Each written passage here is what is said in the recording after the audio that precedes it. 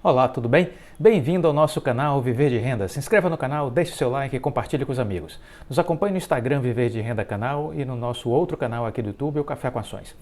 Sou Clóvis Faleiro, muito prazer. Para quem não me conhece, sou formado em Administração de Empresas, tenho um MBA em Finanças pelo IBMEC, sou investidor na Bolsa desde 2006, portanto 15 anos como investidor, e sou consultor de empresas, tenho 30 anos de carreira, trabalhando com diversas empresas listadas na Bolsa Brasileira, do exterior, vivendo esse ambiente corporativo, trabalhando com a alta administração, com os donos das empresas, os executivos principais, presidentes, diretores, conselhos de administração e estudando este meio, tendo a oportunidade de aprender muito e, sobretudo, com as grandes autoridades, os grandes pensadores do mundo corporativo.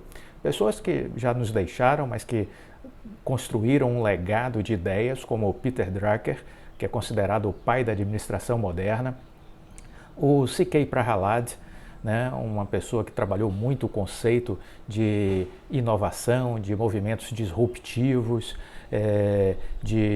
da importância de trabalhar a transformação na base da pirâmide, de fazer com que pessoas possam ascender cada vez mais social e economicamente nos seus países.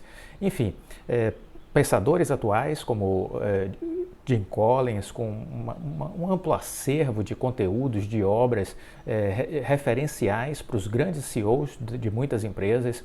Michael Porter, um grande, vamos dizer assim, formulador de conceitos do ponto de vista estratégico, professor de Harvard, CEO, responsável por cursos voltados apenas para CEOs nos Estados Unidos e outros tantos. E todo este conteúdo eu acabei trazendo aqui a partir do momento que eu decidi compartilhar as minhas experiências, os meus conhecimentos aqui no YouTube. Então, exatamente é essa ideia do canal Viver de Renda que eu criei em julho de 2020. Veio a pandemia, me sobrou um certo tempo e eu resolvi, de alguma maneira, trazer para vocês as coisas que eu vivi e aprendi. São experiências, são conhecimentos, são conteúdos. Disponibilizo gratuitamente estes conteúdos aqui para vocês.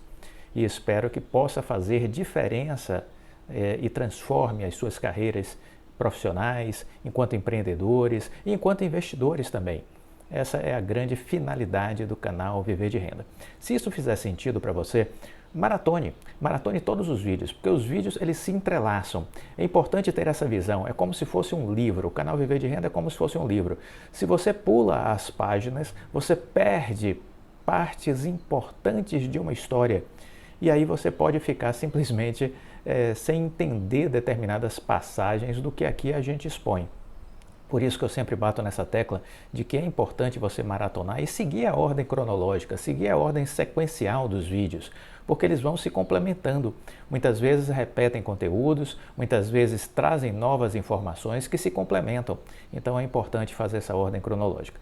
Estamos fazendo neste fim de semana, como sempre fazemos, um estudo mais aprofundado, um estudo de caso, para quem tem uma vida aí de pós-graduação, de MBA, sabe muito bem do que se trata estudo de caso. É quando a gente escolhe algo para acompanhar, né, um assunto para acompanhar. Geralmente nas escolas de administração, né, nos MBAs, a gente faz os estudos de casos de empresas. E eu escolhi a Oi para fazer estudo de caso. Primeiro porque eu sou investidor de Oi e segundo porque eu achei um caso extremamente rico, porque ela foi uma gigante no passado, foi uma das maiores empresas listadas na Bolsa de Valores do Brasil. Depois ela viveu um momento de grande dificuldade por conta de decisões erradas, decisões equivocadas, compras mal sucedidas de outras empresas, endividamento crescente, se alavancando demais e, vamos dizer assim, políticas erradas. Imagine vocês que a Oi chegou uma época para pagar dividendos para os seus controladores a fazer dívidas. Ou seja, políticas completamente equivocadas que foram ampliando o seu endividamento, foi deixando ela para trás diante dos seus concorrentes, em especial Vivo, TIM e Claro, e chegou um momento que ela estava, vamos dizer assim, em trajetória para o declínio, acelerado para o declínio. Quem já assistiu os nossos vídeos aqui do Jim Collins entende essa ideia dos estágios do declínio. A Oi estava no estágio 4 do declínio, no limiar para passar para o estágio 5, que esse é o final, é quando as empresas desaparecem. Foi exatamente em 2016 que, nesse momento, a Oi resolveu pedir recuperação judicial. Então a gente está falando aí, veja, de um capítulo, vamos imaginar que seja um livro ou uma história a Oi, né? A gente pode dividir em volumes essa história, fazer talvez uma trilogia. Tivemos o volume 1, que foi esse momento inicial da Oi, desde a privatização, lá à época do Fernando Henrique Cardoso, do sistema Telebrás, desde a privatização, quando surge ali a Telemar Norte-Leste, né? E depois ela vai adquirindo a Brasil Telecom, e vai surgindo esse grande conglomerado que é a Oi, né? Então, uma época marcada pelo foco em telefonia fixa e móvel. E aí vem todas essas histórias de decisões equivocadas, estratégias mal feitas, sucessivos CEOs, o que mostrava que a empresa estava perdendo o seu foco. A Oi chega então a 2016 pedindo recuperação judicial com uma dívida de mais de 65 bilhões de reais. Maior recuperação judicial da história do Brasil, olhando uma empresa de capital aberto. Então esse é o volume 1 dessa história da Oi. O volume 2, qual foi? Foi a recuperação judicial. Esse volume 2 está acabando. Estamos na última parte dessa história, eu diria que estamos nas últimas páginas do volume 2. Faltam apenas mais 4 ou 5 páginas para a gente acabar este volume 2 dessa trilogia. 4 ou 5 páginas para acabar esse volume 2. E aí tem uma série de questões que a gente pode avaliar dentro desse contexto da recuperação judicial. E tudo isso é aprendizado, gente. É preciso ouvidos para ouvir, para exercitar a escuta qualitativa. Quem não se dedica a aprender na Bolsa de Valores está morto, está liquidado, é um fracassado, é um condenado ao fracasso. Então, se você quer aprender a investir, eu não quero investir em Oi, beleza, mas aprenda com a história da Oi. Seja inteligente, né? Se desapegue da ignorância, porque a ignorância aprisiona. Então, dedique-se a aprender e aprenda com este case da Oi, porque qualquer empresa está fadada ao declínio. Isso já nos ensinou Jim Collins. Então, às vezes que eu vejo ainda alguém questionando por que eu estou falando de Oi, eu fico triste, desapontado, porque mostra que o cidadão entende muito pouco sobre o contexto empresarial, sobre a relação do mundo dos negócios. Ele entende muito pouco do que acontece no mercado financeiro. E ele demonstra que ele não tem aptidão para aprender, ele não está aberto, ele não tem espírito de abertura. Ele está fechadinho. E aí eu sei que esse aí vai fracassar, coitado. Eu fico com pena. Porque é mais um fracassado na Bolsa de Valores. É mais um que vai ser condenado a perder dinheiro. É como o Henrique Breda, na semana anterior, se não me falha a memória, postou no Instagram dele dizendo isso. A grande maioria das pessoas está condenada a perder dinheiro na Bolsa. É verdade. Nesses 15 anos, eu vou fazer 16 anos esse ano de Bolsa, eu aprendi isso. As pessoas estão condenadas a perder dinheiro. A grande maioria, eu diria que talvez 95% das pessoas estão condenadas a perder dinheiro. Porque investem de forma errada, não entendem o que estão fazendo, não entendem a dinâmica do mercado de ações, não entendem os fluxos dos investidores de grande porte e não entendem as empresas. Então, se você não entende uma empresa, olha, tá difícil você progredir. E aí o importante é ter esse espírito de abertura, escutar, ouvir, raciocinar. Tem pessoas que também têm dificuldade de raciocinar. Aí é mais problemático ainda, né? Porque já vem com problemas de formação intelectual que vem de lá da escola pública, às vezes. Pessoas que tiveram uma péssima educação, e não tem a capacidade de interpretação, de concentração, enfim. Mas aqui eu criei o canal Viver de Renda tentando contribuir. Esse é o meu propósito, tentar contribuir. Quem se sentir motivado a isso, joia, vamos juntos. Vamos juntos. Eu estou aqui dando a mão e caminhando com vocês. Essa é a ideia. E a pessoa que não entende, paciência. Aí eu não estou aqui para convencer ninguém, eu não sou pastor, eu não estou aqui para catequizar ninguém. Cada um é dono do seu destino, cada um é dono das suas escolhas. Somos as nossas escolhas. Cada um escolhe o que quer. Não é? Cada um escolhe o que quer. E vida longa e próspera a todos. Mas vamos lá. Olhando para trás, eu queria aqui recordar algumas coisas neste domingo. E aí vamos começar dizendo o seguinte: se existe uma data realmente importante na história da Oi, recente, nós podemos dizer que essa data foi 8 de setembro de 2020. Coloca aí no seu bloco de notas, 8 de setembro de 2020. Por quê? Porque foi lá atrás que numa longa assembleia, os credores da Oi aprovaram o aditamento ao plano de recuperação judicial da empresa. 8 de setembro de 2020, lá atrás, foi aprovado o plano de aditamento da recuperação judicial da Oi. E por que isso foi importante? Porque esta aprovação do plano, que teve uma ampla oposição dos bancos, os bancos se opuseram e tentaram derrubar essa Assembleia de Credores. Tentaram nos bastidores derrubar a Assembleia de Credores. E foram votos vencidos, os bancos. E depois questionaram judicialmente, na primeira instância, segunda instância, recorreram da decisão da Assembleia Geral de Credores e perderam em todas as instâncias, como era de se esperar. Era natural. Mas naquele momento a aprovação foi essencial ao aditamento ao plano de recuperação judicial.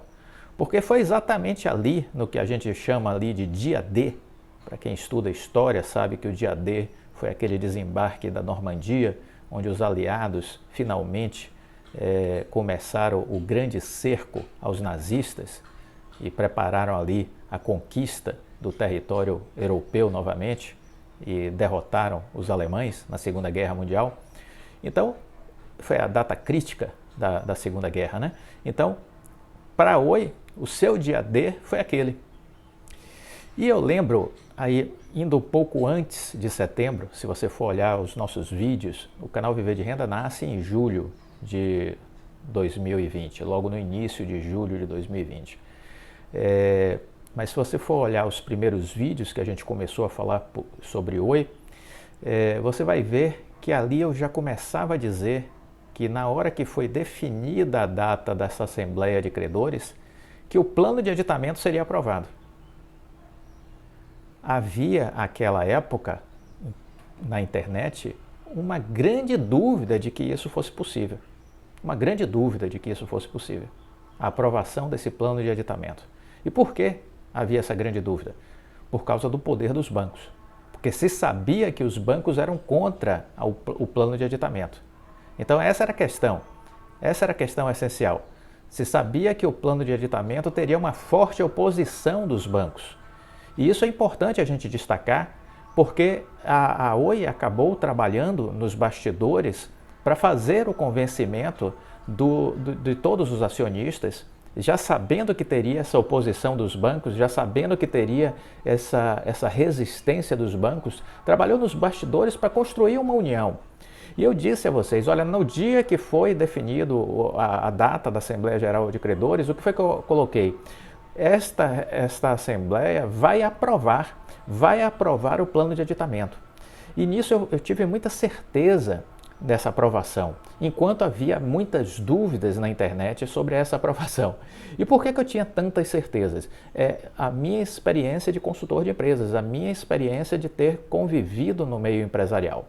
E o que foi que eu aprendi nos meus 30 anos de carreira como consultor de empresas? De que Quando você marca uma reunião, no mundo empresarial funciona assim, quando a gente marca uma reunião importante, essa reunião já foi construída nos bastidores. Essa reunião já foi construída nos bastidores.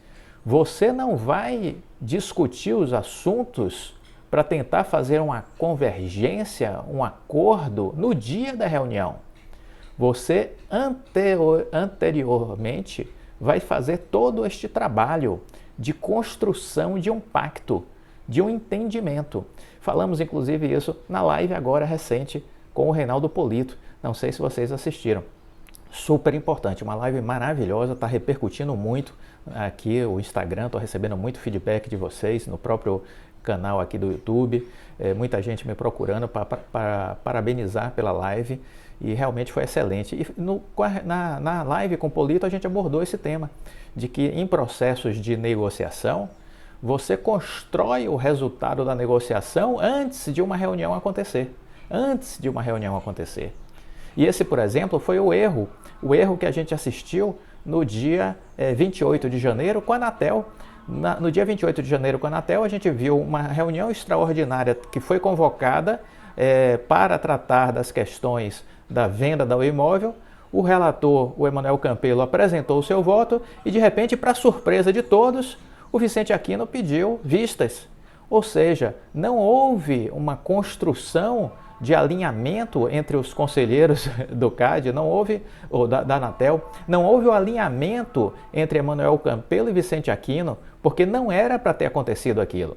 Aí depois o Emanuel Campelo convoca uma nova reunião para o dia 31, meio que atropelou Vicente Aquino, mas aí se costurou essa reunião do dia 31 e aí sim ela aconteceu como aconteceria no ambiente empresarial. Como aconteceria no ambiente empresarial.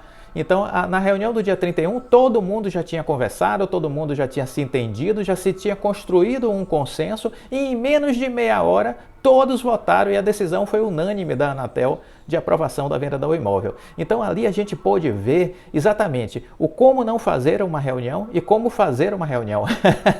No dia 28 de janeiro, a Anatel nos mostrou como não pode ser feita uma reunião. Aquela reunião do dia 28 de janeiro da Anatel é um exemplo claro de como não se fazer uma reunião, de como não se fazer uma negociação. Então ali está muito claro o que aconteceu. No dia 31 já é o oposto, mudou da água para o vinho. No dia 31 a gente teve uma aula da Anatel de como se caminhar para uma reunião, já tendo tudo sido previamente acertado. Então fica muito legal isso, eu gosto muito desses exemplos, porque o que torna mais didático o nosso ensinamento aqui são os exemplos. E nós tivemos 2 exemplos maravilhosos que a Anatel nos presenteou, 28 de janeiro e 31 de janeiro. Um dia, o como não fazer. O outro dia, o 31, como fazer uma reunião dar certo. Então, veja, se constrói antes, se constrói antes. Trabalhei com um bilionário alemão, que ele me ensinou isso no início da minha trajetória, no início da minha carreira como consultor. Ele disse, olha meu filho, é o seguinte, quando você me convidar, eu sou o CEO da empresa, quando você me convidar para uma reunião, quando você me levar para uma mesa, já esteja tudo acertado, para que eu não tome susto. Então não me dê sustos. Eu tenho que ir para uma mesa de reunião, eu sou o CEO, eu tenho que ir para uma mesa de reunião quando tudo já estiver acertado. A reunião em si, ela é apenas protocolar. Nós vamos tirar fotos, vamos tomar um cafezinho, vamos falar amenidades, todos apertar as mãos e aparecer na fotografia todos sorridentes. A reunião em si é para isso. E aí, o que acontece antes da reunião é que é importante. A reunião é a ponta do iceberg, mas existe o que está abaixo da linha d'água. E isso é o mais importante, entendeu? No caso do iceberg, não é a ponta do iceberg que é mais importante, é o que está abaixo, que geralmente é muito maior. Então é exatamente isso que a gente precisa fazer. A gente precisa construir antes o sucesso de uma reunião. Fica aqui este ensinamento para vocês. Tirar isso para a sua vida pessoal, quando você for fazer uma reunião de trabalho, uma reunião familiar, seja lá o que for, você precisa construir um alinhamento, a palavra é essa, alinhamento. Você precisa construir um alinhamento antes da reunião acontecer. E aí foi isso que me fez entender da seguinte forma: no dia que o Rodrigo Abreu marcou, o CEO da Oi, no dia que o Rodrigo Abreu marcou a Assembleia Geral de Credores lá atrás, em 2020, 8 de setembro, naquele dia eu entendi isso. Eu disse, poxa, se o Rodrigo Abreu marcou essa Assembleia, e essa Assembleia ela é vital para a Oi, se não aprovasse o plano de aditamento, a Oi não conseguiria avançar nas decisões super importantes e estratégicas que precisava. Se não acontecesse isso, ia ser um fracasso, a Oi poderia inclusive falir. Então, eu disse, se o Rodrigo Abreu marcou essa reunião, essa Assembleia de Credores, é porque ele já costurou, ele já tem certeza que tem votos suficientes para aprovação, porque ele já sabe de quem não vai votar com ele, que são os bancos. Então ele tem uma ampla maioria que vai justificar a aprovação do plano de aditamento.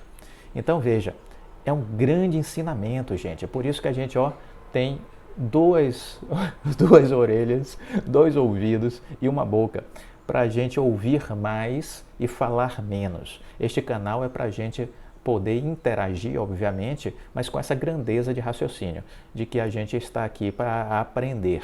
Eu estou aqui para passar o que eu aprendi para vocês.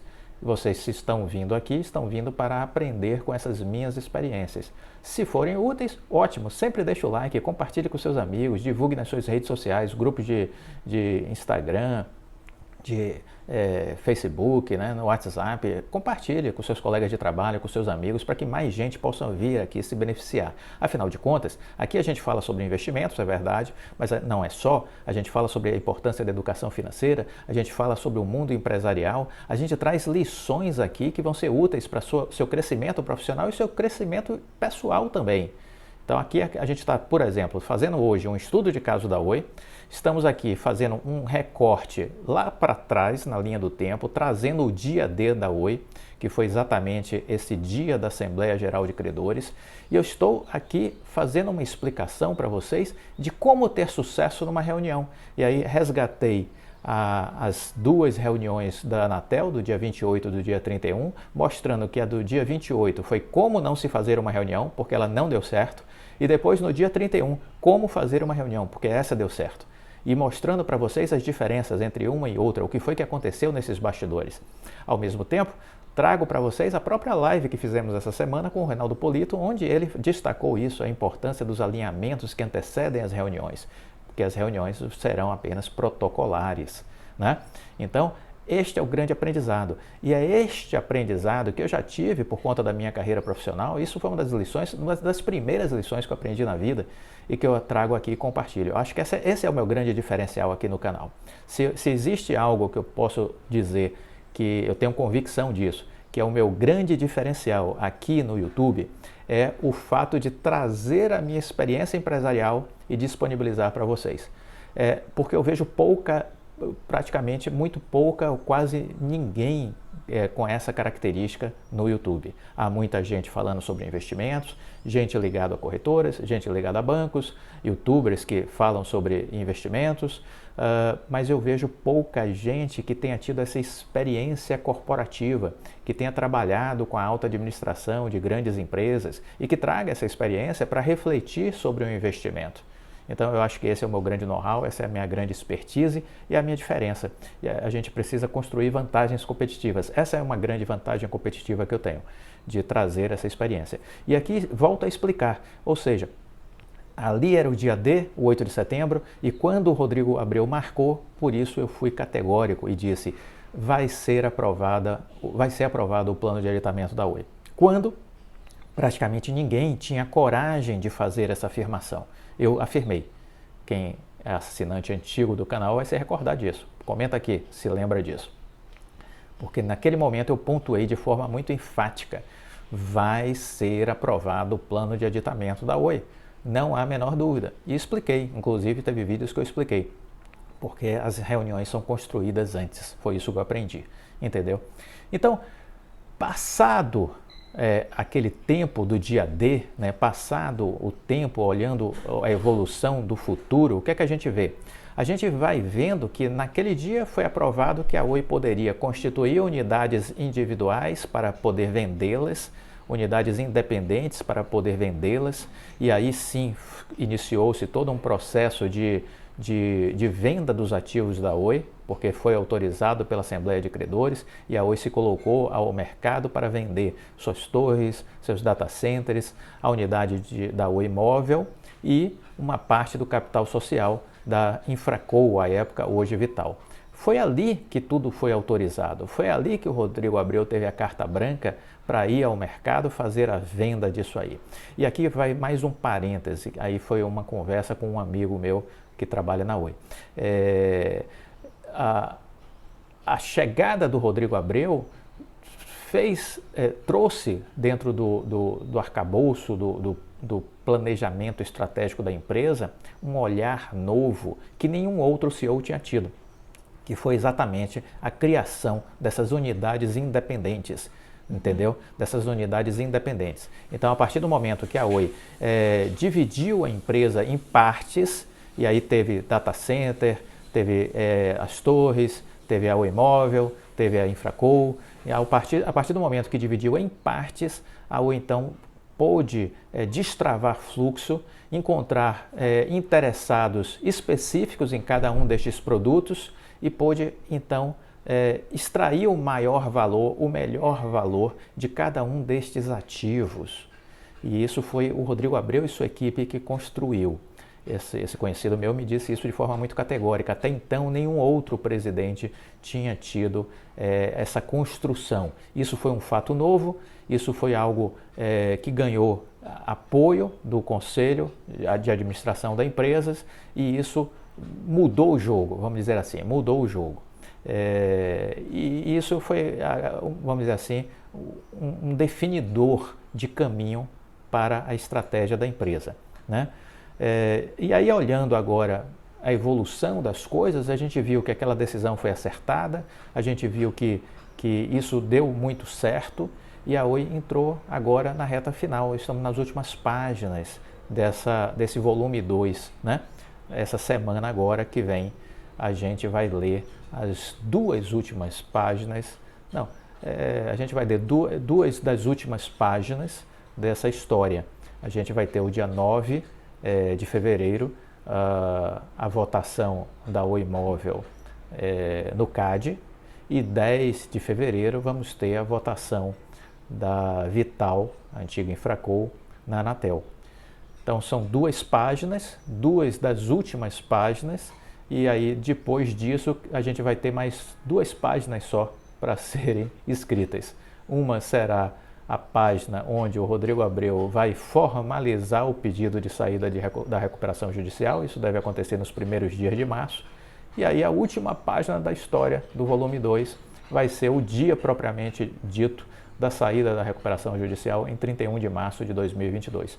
Faltam 4 páginas para esse livro acabar, desse volume 2 acabar. 4 páginas apenas. São essas que eu acabei de dizer para vocês.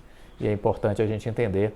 E aqui nós procuramos, ao decorrer desse caminhar, trazer o máximo de conteúdo, de reflexão, para que de fato vocês tivessem uma visão super abrangente de toda essa caminhada, porque não adianta agora ficar, mas está tudo caminhando bem, está tudo dando certo. Não, havia muitas dúvidas lá atrás, havia muitas incertezas, e eu sempre procurei pontuar para vocês, com a minha experiência, onde havia muitas incertezas, quais eram as minhas certezas, porque eu tinha um olhar diferenciado sobre tudo aquilo que estava acontecendo, por ter vivido dentro desse ambiente corporativo. E aí eu procurava tentar aqui agregar e compartilhar com vocês um pouco dos meus conhecimentos, da minha experiência.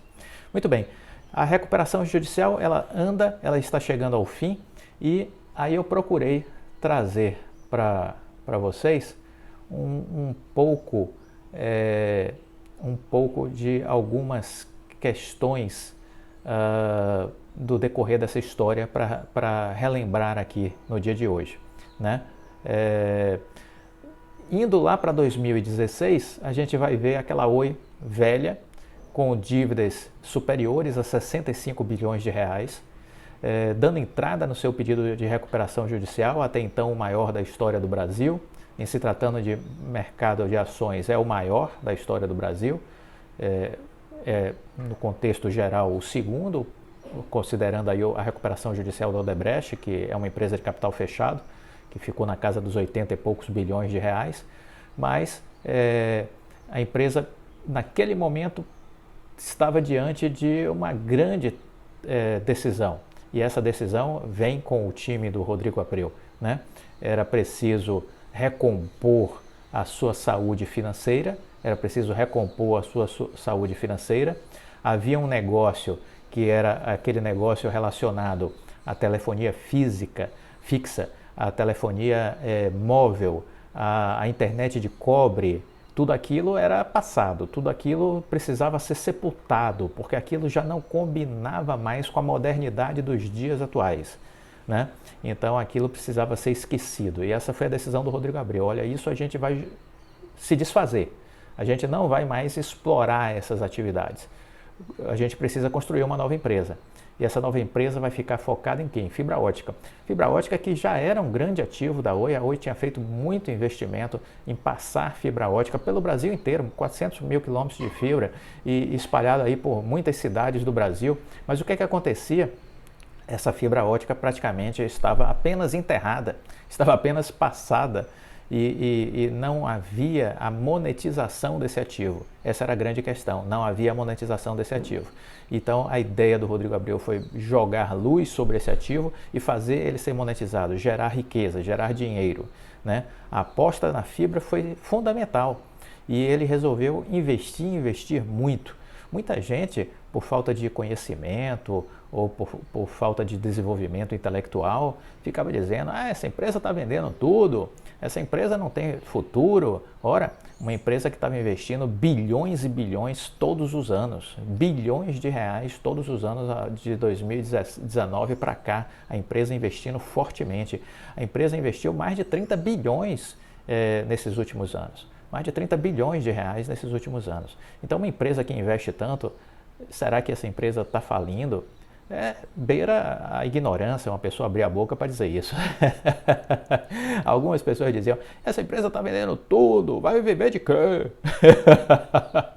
Então, é o cérebro do caroço de feijão. O cara não consegue raciocinar, o cara não consegue ter paciência para estudar, não está disposto a estudar, ele está agarrado com a ignorância dele. Ele talvez não saiba que é ignorante, o que é pior, a ignorância vai ao quadrado, né? Então o cara tá agarradinho ali com a ignorância dele, com a falta de conhecimento, e aí fica fazendo piada, falando bobagem, achando que ele está sendo engraçadinho, entendeu? E apenas aquilo está sendo motivo de ficar, vamos dizer assim, solidificado ao longo da história, para no futuro ele ser motivo de chacota. No futuro vão tirar muito sarro dele por tanta bobagem que ele disse no decorrer do tempo. Porque hoje com a internet, o que você diz fica eternizado, né? Então você escreve, você posta alguma coisa na rede social, na internet, um vídeo, uma fotografia, seja lá o que for, um texto, está imortalizado. Aquilo vai ser lembrado durante décadas e décadas e décadas. Então quem está... muito cuidado. Muito cuidado com as redes sociais, porque se você faz coisas erradas, você faz coisas tolas, você será lembrado e cobrado por isso durante muitos anos. Inclusive, fica aqui uma dica. Eu tenho visto as redes sociais sendo utilizadas como palco de ódio, como palco de desinformação, de muita bobagem. E as pessoas talvez não saibam, mas é preciso saber, porque a ignorância, ela não é virtude. A ignorância não é virtude, né? Então, é preciso saber o seguinte: as empresas hoje em dia utilizam muito a pesquisa em redes sociais. Isso significa o quê? Que o que você publica no LinkedIn, o que você publica no Facebook, o que você publica no Instagram, o que você publica no YouTube, é pesquisado pelas grandes empresas. Grandes e médias empresas fazem muito isso. Pesquisam a vida do cidadão. Então você pegou o seu currículo, se candidatou a uma vaga, vamos supor, na Shell, na IBM, na Roche. Você está procurando uma oportunidade de emprego, se candidatou a uma seleção. Tenha certeza que lá na empresa, o responsável por ela, pelo setor de recrutamento, vai dar um zoom, na sua vida nas mídias sociais. E aí vai ver qual é o seu posicionamento sobre diversos temas. O que é que você posta e o que é que você não posta. O que você diz e o que você não diz. E aí ele vai ter uma ideia muito precisa de quem é você, de quais são os seus valores. E nesse momento você pode estar perdendo uma vaga numa empresa. Ou seja, o que você fez poderá ter graves consequências. Graves consequências. Então esteja atento a isso. Se você não sabe disso, a partir de hoje você não pode mais dizer que não sabia. Porque eu já falei para você. E falo isso como consultor de empresas que anda dentro dessas empresas e sabe que isso é feito. Então, muito cuidado com o que você diz, com o que você posta, com o que você disponibiliza, né, de opinião nas redes sociais. Porque se essas opiniões forem agressivas, ofensivas, forem desabonadoras para você, você está comprometendo o seu futuro. Porque se você aspira a determinadas vagas no ambiente de trabalho de grandes empresas, você talvez tenha as portas fechadas por conta dessa vida anterior. Então, muito cuidado mesmo, muito cuidado mesmo. Eu digo assim de coração porque eu quero o melhor para você. E se você nunca parou para raciocinar sobre isso, a hora é essa, para redefinir o seu comportamento social nessas redes, porque você pode estar comprometendo o seu futuro, ok?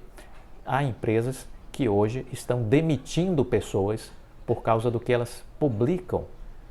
Funcionários de empresas já estão contratados, aí publicam bobagens e são demitidos e não sabem por que foram demitidos. Entendeu? Muito bem.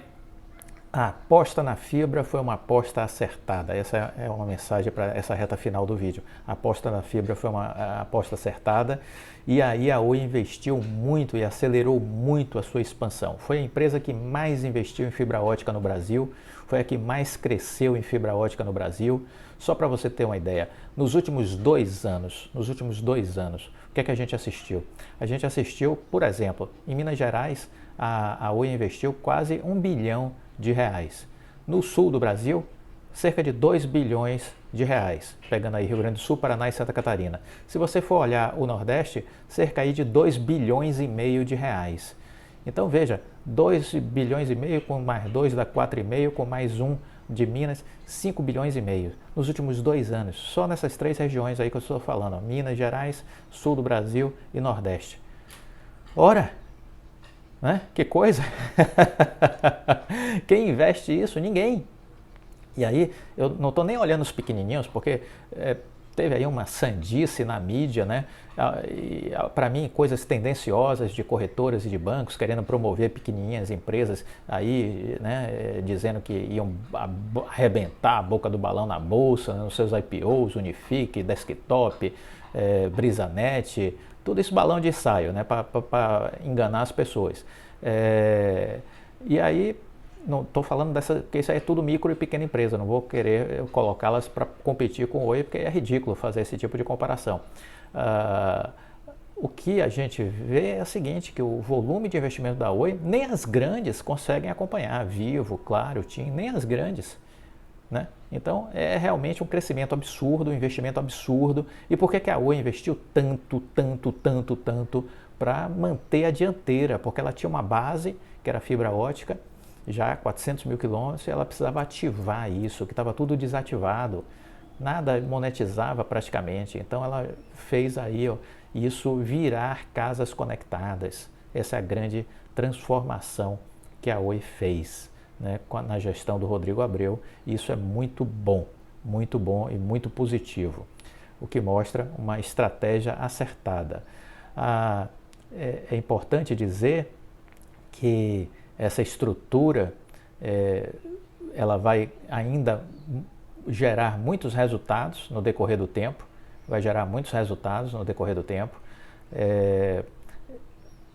o crescimento é acelerado, e isso vai dar, obviamente, muito retorno para a empresa, muito retorno. Se a gente fizer aí uma linha do tempo também, a gente vai ver que a Oi vendeu sim muitos ativos, as torres dos data centers levantou aí cerca de 1,4 bilhão, a Unitel, a participação que tinha lá na empresa angolana de telecomunicações, 4,2 bilhões, agora a telefonia móvel que vai fechar a venda de 16,5 bilhões, tem mais aí 12,9 bilhões da participação da Vital.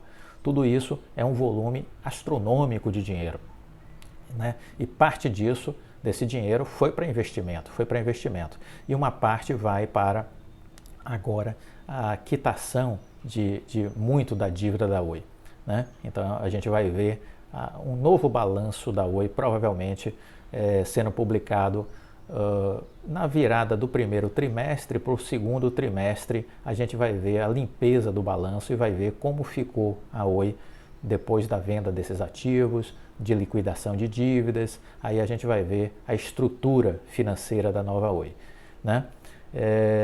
E nesse sentido, a gente vai ainda aprofundar um pouco a questão da decisão da Oi com relação à Vital, porque esse é um outro capítulo que a gente precisa dar ênfase também e mostrar o quanto foi acertada essa ideia. Mas isso vai ficar para o próximo vídeo. Gostou? Deixa o like, compartilhe com os amigos. Fica com Deus e até a próxima.